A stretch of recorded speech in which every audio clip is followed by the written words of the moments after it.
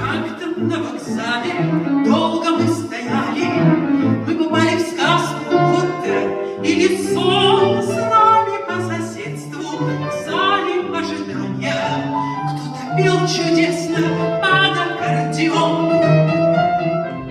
А когда затихла сказочная песня, я спросила, кто этот бравый молодец.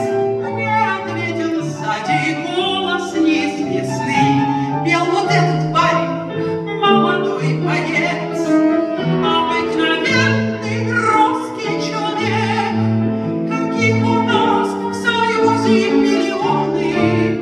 Обыкновенный русский человек, на нем простые гладкие погоны.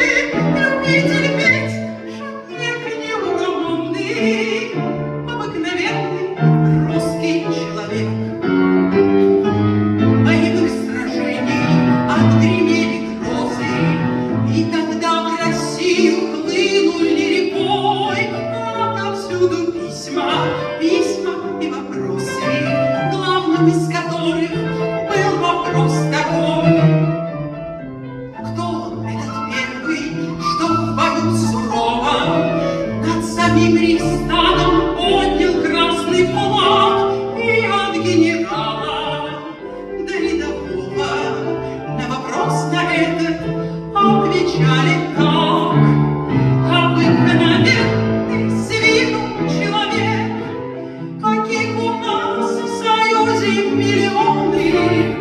Обыкновенный вроде человек, простой в быту, в боях непревзойденный, в свою страну рыцарски влюбленный. Обыкновенный советский человек.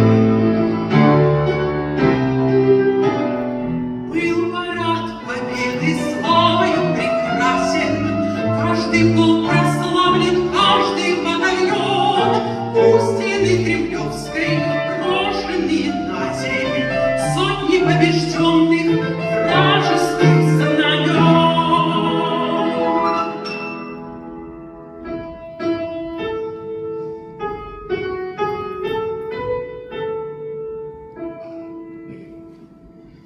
Спит спокойно Вена, сонно глядя в воду.